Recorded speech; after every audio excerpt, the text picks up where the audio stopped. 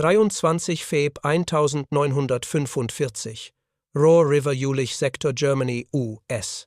9th Army XIM's Corps, 30th Infantry Division, with attached 743rd Tank Battalion rocket Shermans supporting chemical rocket batteries, MEKER, LTG, William H. Simpson, MG Charles H., Corlett MG, Leland S. Hobbs. Dark holds the river. No stars, only the slow hiss of the current against flooded banks. The engineers whisper over plank and rope. Infantry squads crouch under tarps, faces chalked, equipment silent. On the rise behind them sit Shermans that do not look like Shermans at first glance. A forest of launch tubes rides the turrets. 60 mouths. Each one, a 4.5-inch rocket waiting to leave the rail. Calliope. A carnival word for a hard job. Order moves down the line. Watch bands click to the same minute. The river crossing begins with shock, not with a single gun. The Americans intend to shake the east bank until thought itself buckles. Behind the tanks wait trucks with boxy frames of rails, the so-called xylophone launchers, each frame bristling with 4.5-inch rockets. Chemical warfare service crews stand by at their igniters. Wet wool, cordite, graphite dust. The smell of a new artillery that favors speed over fine accuracy. Saturation over finesse. A flare does not go up. No light must mark the jump-off. The first cue is sound. A short bark on a wired field phone. Then a captain raises his arm and chops down. The Calliope crews already have elevation set. Turret locks are tight. Loader fingers rest along safety bars. Fire. The ridge flashes. No single blast. A rolling ladder of light. Tubes spit red-orange. The rockets take a heartbeat to clear the rails, then their tails bite. Trails of fire dive for the river line in a slanted sheet. The opening ripple roars over the water and reaches the east bank before the echo returns. A second ripple chases the first, then a third. 60 per tank. Frames empty out in seconds that feel like minutes. Across the river, the west face of Juelich and the hedged fields beyond jump in bursts. The rockets do not aim at bunkers by name, they aim at space itself. The point is to fill that space with shock, to make every slit trench a bell that rings. In the gaps between salvos, heavy tube artillery hammers registered targets. Time on target tables bring 105 seconds, 155 seconds, and 8-inch guns onto the same second. But it is the rockets that bend the night into a physical thing, a curtain, a shove. The ground under American boots trembles with each ladder of fire. German sentries on the flats do not get a warning other than the sudden sky. There is no whistle like a mortar. There is a tearing rush, then dozens of impacts walk a pattern across orchards and drainage ditches. Telephone lines go dead. A wire team lunges for a secondary switchboard and finds the table knocked over. A platoon leader tries to shout and cannot hear himself. Ears ring. Trees flay in splinters. The very sound seems to push men down. The Americans built for this hour. Rocket batteries have been staging into the sector over days, tucked under netting, rehearsing volleys, packing the wet earth with pad after pad for stability. The infantry has walked the line and felt where each battery sits. They know the cues. 3 ripples pause, adjust 3 more. The bridge teams and assault boats memorize the windows between sheets of fire. When the second massed ripple hits the battalion, scouts are already hugging the near bank, counting down the last beats before they step into the current. A Sherman with a Calliope mounts the road, cut points not at a single pillbox but at the band of fields beyond it. The crew chief checks his watch and nods. The gunner squeezes again. Another 60. Tubes spit empty. Smoke drifts. The crew slams the launcher, safety swings the turret to stow, and readies the 75mm. In minutes, the rocket frame will be a dead weight. The tank will go to work as a tank, pushing the hedgerow edge, once infantry makes the far bank. That is the rhythm. Rocket shock. Cross. Close. Reports have been clear for months. German morale cracks when surprise arrives, not as a single blow, but as a wave that does not pause. The Americans are not the first to fire rockets. Men on this river have heard the Nebelwerfer wail before. But what comes now is different in mass and timing. The U.S. Batteries fire to a clock that links every branch. The rockets do not replace the guns. They fill the seams between them.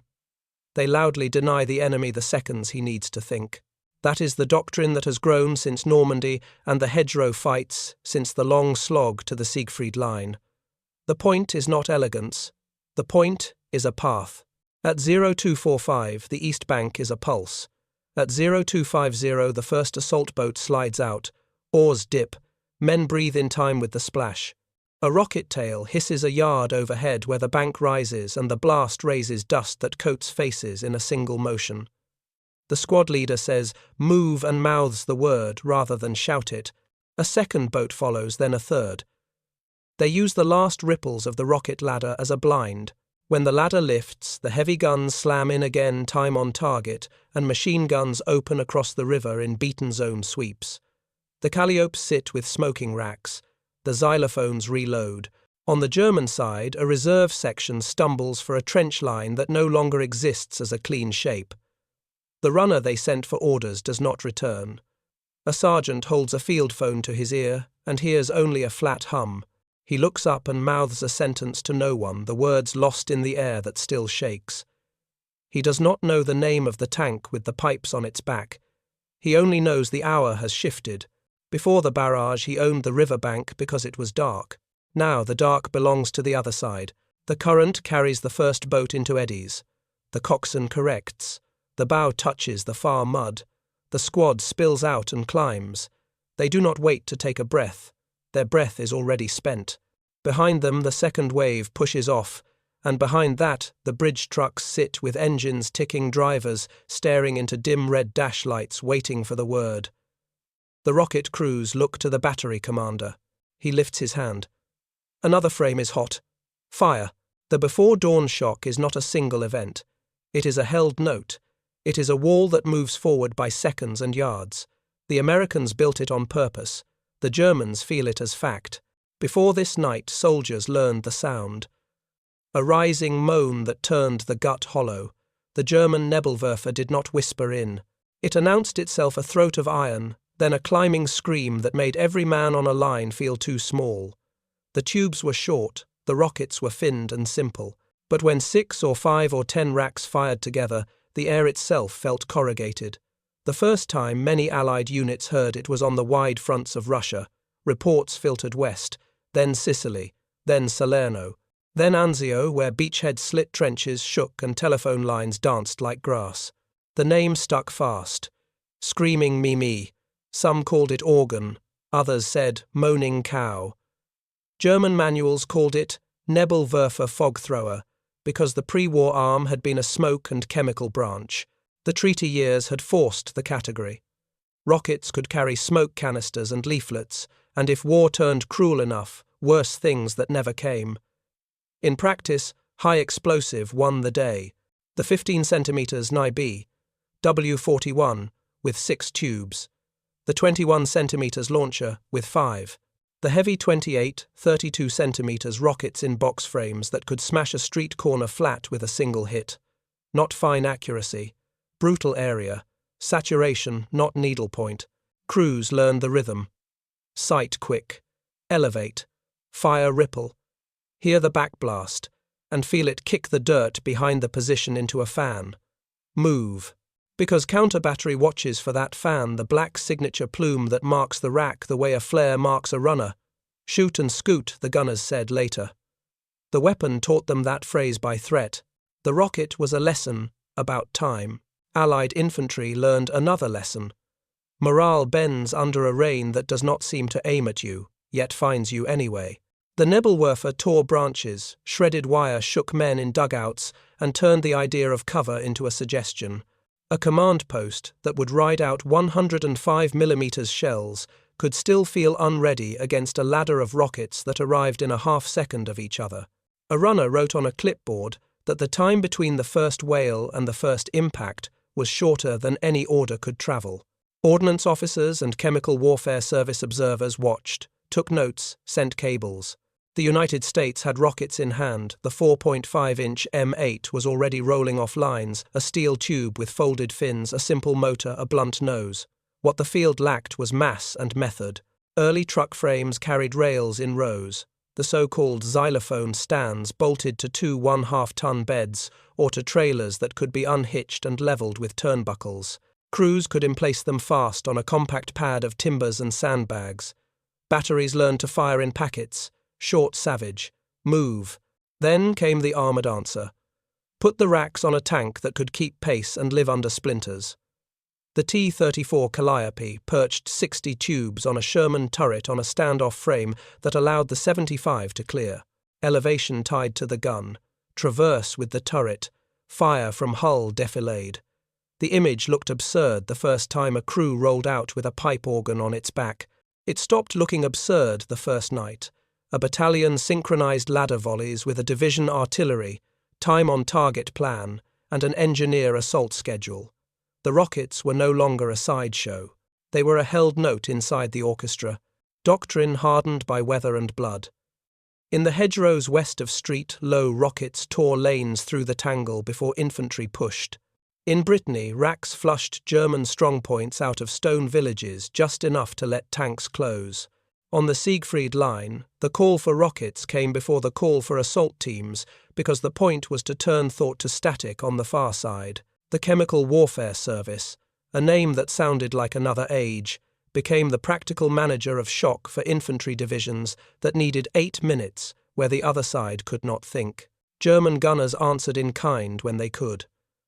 Nebelwerfer units cross-attached to corps fronts kept their old craft short-burst, long-run fire again, but fuel and trucks thinned as 1,944 turned to 1,945. The Allies, by contrast, fed their launchers out of depots that seemed to refill themselves. A truck that last week hauled ration tins, this week hauled rockets, and next week hauled pickets for a Bailey Bridge. System, not spectacle. That was the quiet hinge that turned the advantage. Accuracy still favoured tube artillery. No one pretended a 4.5-inch rocket would pick a single embrasure out of a concrete tooth by name. But accuracy was not the mission at the jump-off hour. The mission was to lay a carpet that rolled forward with the infantry's heartbeat, a sheet that shut off enemy observation, smashed wire, cracked timber, and stole every second that a counterattack needed to form. Rockets did not replace the guns. They filled the seam between preparation fire and the moment boots left the ground. Back to the river before dawn, assault boats inch in the shallow eddy behind a clump of willow. The last ladder finishes and the sky instantly feels too big, too bare. Men taste cordite on their teeth. The battery commander touches the handset to his ear, hears 2 words and nods. Another rack on the ridge is hot. The Calliope crews have rechecked turret locks. The first tank to fire in Section 1 now sits with emptied tubes dead weight to be jettisoned later, but 2 fresh Shermans roll into the slot and park nose to nose on the berm like twin anvils. On the east bank, German infantry who know the Nebelwerfer's voice hear something else now, a denser, flatter roar, closer, quicker, less theatrical. They mouth the old nickname out of habit and stop. This is not that. This is the American version, less wail, more shove. The ground lifts again in a pattern like a comb raking the fields. A reserve squad that tried to climb into a culvert drops to its knees as dust sheets across the road yellow-grey, and for long seconds there is no other world but grit. Bridging trucks roar forward. Engineers jump down. Men haul steel and timber like they rehearsed in a quarry. The schedule is written on boards fixed to cab doors with tape minutes, panel counts, bay numbers. Someone shouts, "Do not halt," then remembers, whisper, then just points. Across the water, the silhouettes of pillboxes sit like fists. They look solid. They are not immune. Rockets have flayed their eyes and ears. Guns will crack them. Men will pass them. The path is the point. The watchhands move. Another ladder. Another rush. The held note continues, and the river begins to belong to the side that planned the note. What makes the wall? Not mystery. Method. A rocket is a steel tube with propellant fins, a fuse, a blunt head, but the barrages schedule survey signal. The Americans learned to knit those into one cloth. Survey first. Registered points are walked in days before, with quiet 105 seconds and 155 seconds testing the ground. Not to signal, to know. Weather teams chart wind and temperature at night. Rocket dispersion loves to drift. The staff writes that drift into the ladder. Timer boards hang from stakes at each pad. Each board is a promise at H-3 minutes ripple 1, at H-2 ripple 2, at H-1 last ripple, then guns. The infantry brief turns those marks into breath counts. Pads next. A T-27 rail frame looks like scaffolding set on a truck bed or timber sled. Level matters. Crews cut cribbing from scrap wood wedge check bubble vials, sandbag the legs. They chalk azimuth arrows on the pad deck. They sight as if they were tube gunners, but faster gross elevation, gross traverse lock. It is not elegance, it is speed that still respects angles. Ammunition flow is the quiet miracle. Rockets arrive in wooden crates stacked by lot number. A quartermaster sergeant writes lot codes on a board. With a grease pencil, keep lots together, keep burn rates even. A work detail opens crates, checks, fuses by field tapes, safety caps, red lines, rockets in rows under camo net. Drivers memorize the route in and out of the grove lights, blacked cat-eye tape on bumpers, no horns ever. When a frame empties, men do not talk. They move the next rack up hand over hand, slip the ignition leads, check continuity, with a buzzer that clicks once like an insect. The Calliope battery works a different rhythm. The tank crews live under armor and heat. They sync turret elevation to a card clipped to the sight. Each line a range fan that covers a field, an orchard line, a hedge break. The deck crew keeps a short ladder to climb and clear any hangfire tube with a hooked pole seconds count, but no one takes a dead tube lightly. The gunnery sergeant calls the ripple on the interphone. Fire.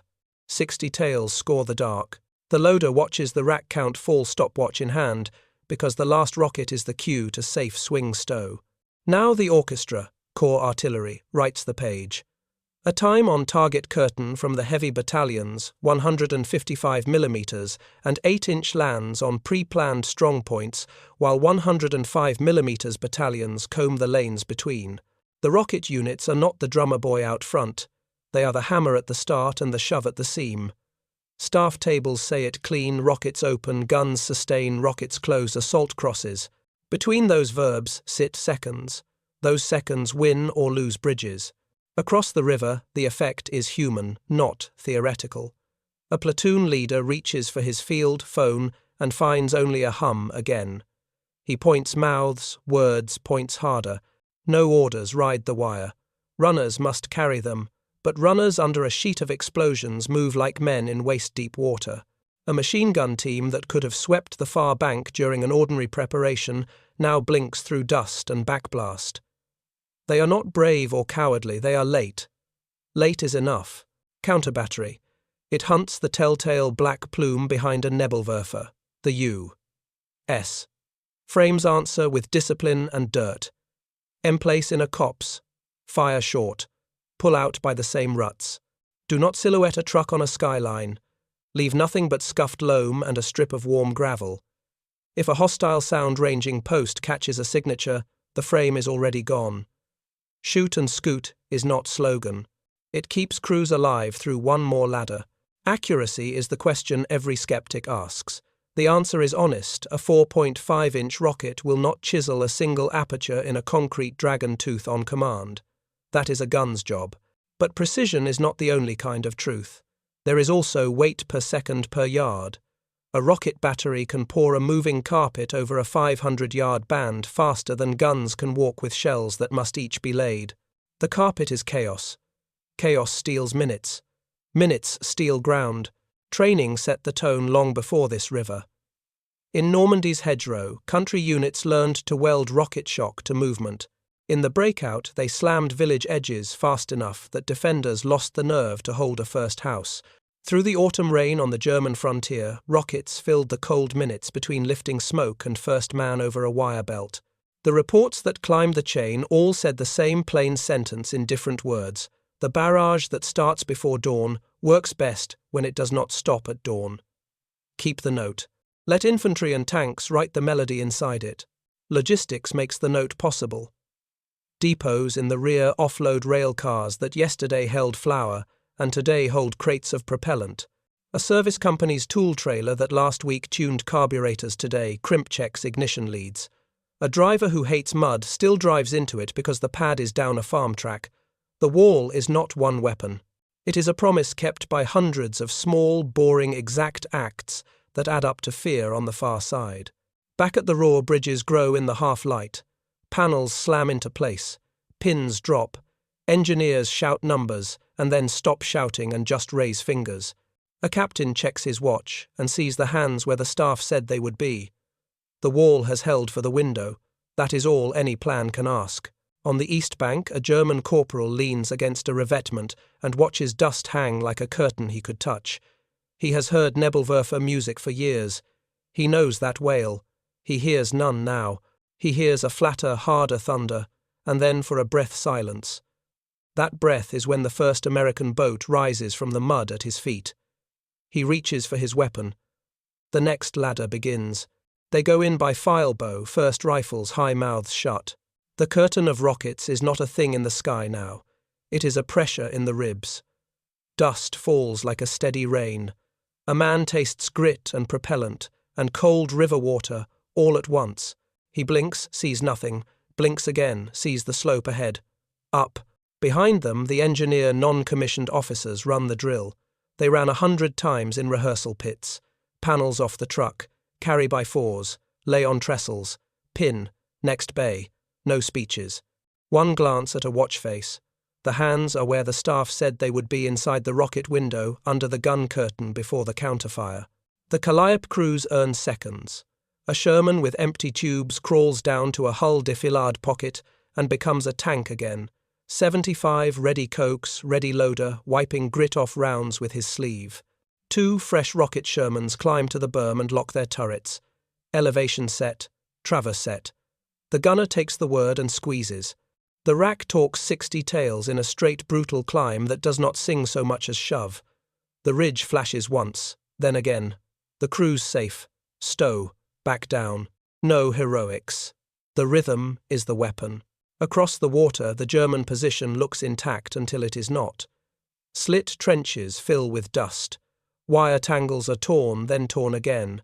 A machine gun that could have raked the far bank stutters, stops, starts on half a belt because the assistant gunner cannot hear the team leader and the feed tray is choked with fragments of leaf mould and splinters. A corporal points left, then right, and the men do not move in the direction he means because the word does not carry. He reaches for the field phone out of habit and hears the same thin hum. He lets it hang. On the near bank, an assault boat scrapes gravel, and the coxswain shoves off with both hands. The second wave has men who know they are the second wave. They count heartbeats. When the last ripple of rockets ends, they want to be midstream under the heavy shell arrival, not on the bank under the first mortar answer. Timing is a physical thing, a place on the water, a shape in the dark. The bridge grows in panels and pins. Engineers work in the light of hooded lanterns, and muzzle flashes turn the other way. They speak with fingers, not voices. A sergeant taps a board fixed to a cab door bay. Count time marks right lane first. Then he tosses the board aside because they are ahead. A driver sits with both boots on the floor and both hands locked on the wheel, staring at a ribbon of black water and a pale rectangle of guide rope. When the lane opens, he will roll without pause. No halts. Rockets again. Not a full ladder this time, a pair of short rips that walk the field edge beyond the first houses. The curtain moves forward by 50 yards. The artillery net rides the gap with 105 seconds on the hedgerow and 155 seconds on the pillbox line. The rockets do not compete. They do what only they do. They steal the seconds when watchers would lift their heads to see. A German reserve group that had waited behind a barn comes out in a crouch and runs 2 fences, then drops as the ground ahead lifts in 3 quick bites. One man clutches his helmet and laughs because he cannot help it. The sound is shock, not humour. Then he crawls for the low ditch that used to be a sure thing and finds it full of chopped willow and splintered posts. He breathes dust until he coughs and tastes iron. He thinks for a bare second that the barrage is the battle, and in that second, the first Americans he will see today are already at the base of the slope. The first squad on the far bank does not stop to dress ranks. They take the near trench, then the second scrape, then throw 2 grenades into a dugout by reflex and press on. A man carries the Bangalore half under his arm like a log and does not remember later if he pulled the pin himself or if someone else did it for him. wire parts. The path exists because weight and timing built it before sunrise. Counter-battery answers late, wide, angry. Heavy shells rake the American ridge, but hit the place where the frames were not, where the trucks are now. A sound ranger gets a fix and broadcasts it, and the answer comes back from guns that are already shooting on a different mission 2 kilometers east. The rocket crews are miles down the farm track when the first German rounds walk in across their old pads. The only sign left is warm gravel and a smell like burned paint. Calliope racks jettison. Frames unclamp with a rattle and drop into the ditch, dead weight gone. The tank is a tank again, free to nose down to the crossing point as soon as the engineer waves him. The crews hate leaving gear on a road, every soldier does, but the order is simple and right. Mobility beats sentiment. The launcher can be bolted on again this afternoon, on the far bank, with a wrench and a curse and a ladder.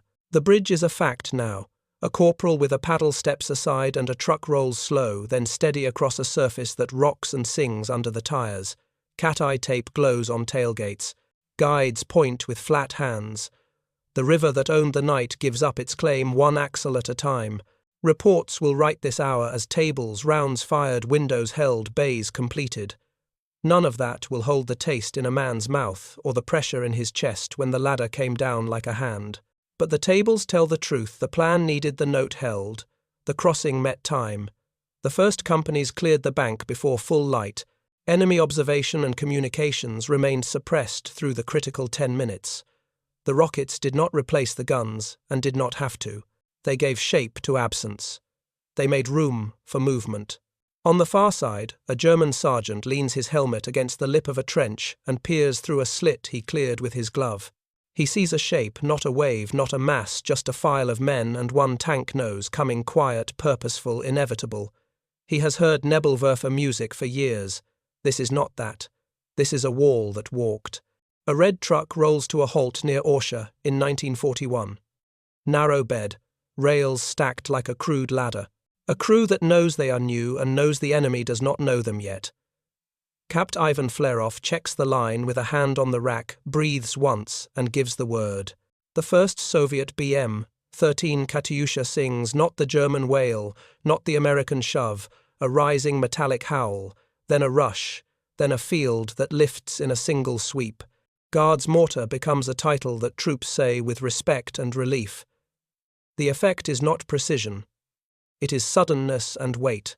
A regimental staff officer writes that the barrage turned seconds into shelter for a move that would have failed without that shelter. The phrase will reappear in other armies under other names. Italy hears it next in Allied ears. Anzio. Beachhead trenches that already know Nebelwerfer voices learn to read the different register of Allied rockets. British and American observers sketch note test. Truck frames with 4.5-inch rails go from experiment to habit. The lesson is identical to Orsha's first page: shoot fast, move faster, hide the truck from counter-battery and air. Accuracy belongs to guns. Rockets own a window of time. In the low country, the note deepens. The 1st Canadian Army brings a new tool to the Scheldt, and Walcheren fights Land Mattress. 10-foot rails. 3-inch rocket bodies in banks. A simple, brutal siege instrument with the manners of a storm. The point is amphibious cover and beachhead shock. When the first waves grind toward Walcheren's sodden embankments on 1 November 1944, Land Mattress volleys flatten the near edge of strongpoints and rake causeway approaches. The rockets do not pluck casemate embrasures like needles. They churn the margin where men must first step. Assault teams cross that churn. That is the Germans answer with the family that began this chapter: more Nebelwerfer, heavier rockets, new mounts. The SD, KFZ, 251.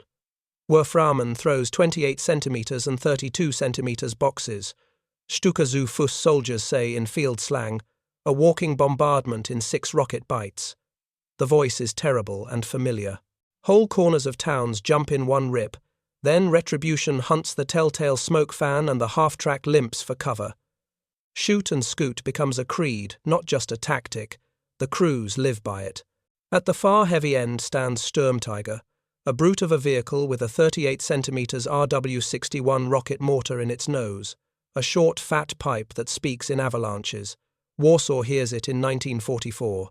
The Ardennes hears it in 1944, 1945. Each round is a single slamming verdict on a block. But there are few vehicles, fewer rounds, and a shrinking road net to get them where they would matter. The weapon is shock incarnate. War at scale belongs to logistics. The contrast is the war in one glance. Back inside Allied circles, the rocket vocabulary widens. The British hedge assaults use Averys and crocodiles to crack the first teeth, while Land Mattress and 25-pounders time curtains for engineers. The Americans tie their 4.5-inch rockets to division artillery clocks and make the Calliope an opening chord more than a solo. The Soviets write the massed battery into an art.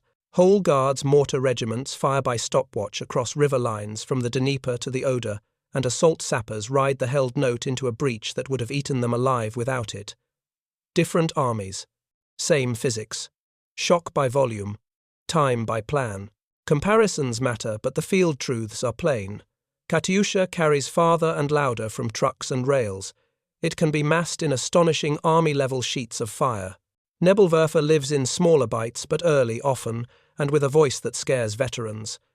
Land Mattress fills the amphibious niche.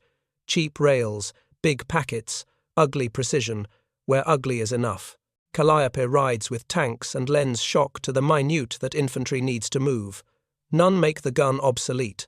All make the gun's plan stronger. A staff colonel at an army group table draws 3 boxes on acetate. Box 1 preparation fire, Box 2 crossing window, Box 3 counter-attack denial. Guns cover all 3. Rockets are best at 2, the window, and at the seam between 2 and 3. That is where seconds matter more than mils. That is where a defender tries to lift his head, take a breath, restore the wire, rehang a phone, re-sight a gun. That is where you want him deaf, coughing late. Rhine crossings prove the doctrine in Allied hands. British and Canadian Land Mattress lines work with 25-pounders to smother near banks, while Bailey panels walk out over black water. U.S. rocket truck companies and Calliopes punch holes in hedged approaches and factory belts that guard span heads. On maps the arrows look clean. On the ground, the arrows exist because rockets and guns stitched a cloth firm enough to carry men across. The other truth is cost. Rockets are cheap tubing and propellant. Accuracy costs. Cheap shock lets an army buy seconds in bulk. But it also eats transport and hides crates by the 1,000 pads, by the dozen groves full of telltale scorch that must be abandoned in minutes. Every army pays the bill in its own currency. The Soviets pay in trucks and men and sheer numbers. The Germans pay in fuel they do not have, and road time they cannot spare. The Western Allies pay out of depots that refill. Back to the river we left. The wall holds. The bridge sings. A Calliope's emptied rack lies in a ditch like a shed skin. Infantry passes it without a glance. On another map, another river, a Katyusha battery reloads with men in padded coats who work by feel. On a wet dike in Zealand, a Land Mattress crew checks a clinometer and waits for the wave. Different rails, same note. The lineage is not romance. It is engineering supply and a willingness to accept coarse aim in exchange for a promise kept in time. The promise is simple. For a fixed minute, the enemy will not think well. The war ends. The physics stay. A rocket is still cheap steel and thrust. The question becomes guidance and grid. First came Honest John. MGR 1. 1,950 seconds. A truck with a fat tube on a simple mount. No guidance. Area fire, or special warhead, in an age that thought in megatons. Crews learned the old habits with new acronyms. Emplace, level, check wind, fire, move. In Korea's last months and the Cold War's exercises, the note survived as a blunt chord. It was not elegance. It was wait on call. Then the field learned to think in coordinates that travelled by wire radio, and eventually computer, survey by gyros, later by satellites. Fire direction centres took the stopwatch craft from river lines and wrote it into tables on green screens. The seam between gun prep and assault still existed. The clock that owned it now ticked in mils, and UTM grids shared across a brigade in seconds. 1,983 sets a new tempo. M270 MLRS, a tracked box that carries 2 pods, each pod full of submunition rockets, ripple fire by the dozen. A rocket battalion can turn a grid square into a problem in under a minute and be moving before an enemy radar finishes a line. Shoot and scoot is no longer a field saying. It is doctrine stamped into manuals. The system is designed around it. Launch, button up, roll. Across the line, BM-21 Grad had already made mass a habit. 40 tubes on a 6x6 truck. Cheap, ubiquitous. Whole brigades could sound like a storm front, then Uragan, then Smirch. Larger calibers, longer reach. The voice changes with range, but the truth is the same. Volume buys seconds, seconds buy ground. Counter-battery evolves to hunt the note. AN, TPQ 36 and -37 listen to arcs and compute the firing point before the last smoke strand fades. European Cobra adds its ear. Batteries answer the answer with speed and deception. False pads, short ripples, mixed salvos. The game is time again and always. A rocket crew that lingers is a crew that does not fire tomorrow. Then the guidance arrives. Inertial, then GPS. GMLRS turns the old curtain into a scalpel. A single rocket with a unitary warhead hits a window instead of a field. ATACMS stretches the arc beyond the old maps. Precision does not erase saturation. It adds a second page. Commanders can still ask for a carpet to close a crossing window. They can also ask for one blast into one grid square that holds a command van or a bridge span. The language of shock keeps its old words and gains new ones. Desert fights test the mix. 1000, 991, 2003. MLRS rips counter-battery nests and assembly areas. The held note opens breaches and denies counter-attack routes along berms and highways, scored into dust. The doctrine from hedgerows and river lines reappears in a different light and heat. Rockets do not replace guns. They make the plan bigger, faster, more certain. HIMARS writes mobility in capital letters. One pod on a high-mobility truck. Road speed, C-130 friendly. Fire and be gone before the echo settles.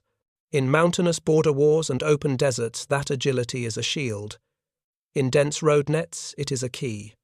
The launcher is a promise on wheels. The promise is time. Recent fields prove the thread. Precision rockets erase ammo dumps at night with single dull flashes. Bridges lose spans while artillery observers watch from drones. Counter-battery radars draw lines on screens and find only a blank road because the launcher is already 10 kilometers away. And still, when infantry must cross a canal or rush a village edge, the old request goes out. Short ladder, walk the line, hold the window, the note endures. Logistics remains the hinge. Rockets are boxes and pods and codes. Depots feed them. Roads carry them. Crews live or die by spare tires, fuel bozers, batteries that hold a charge in cold weather. A modern fire mission is software and checksums and key fills. It still depends on the same quiet acts that made a river crossing work at 250 inches winter. Tape the cap. Mark the lot. Park under cover. Leave no silhouette. The fear remains too. Not the theatrical wail of a Nebelwerfer, a flatter thing, a screen glow, a countdown, a blast that lands exactly where a staff map says it will. The psychology is different in tone, not in effect. The seconds it steals are the same seconds soldiers have needed since men first tried to run under fire. Back to the title's claim. Before dawn, a wall that moves. In 1945 it was 4.5-inch ladders and Calliopes on berms. Today it can be grid squares cleared by precision or carpets laid by pods. The core idea has not aged. Build a note, hold it, cross under it, deny thought to the far side while your side moves. The lineage is not romance. It is a straight line through engines, rails, pods and code. The ghosts in the sound are real. They are not nostalgia. They are a method.